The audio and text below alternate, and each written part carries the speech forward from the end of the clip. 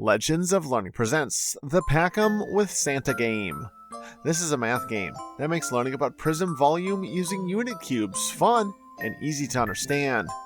In this informative, instructional game, take a journey to the North Pole to meet Santa and help him pack gifts for Christmas.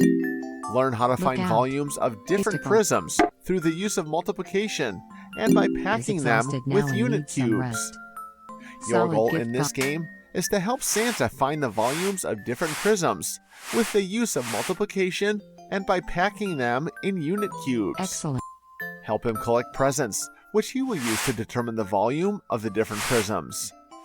Use the left and right arrow keys to move Santa to collect the presents. Be careful of the obstacles, because Santa will lose presents should he bump into any of them.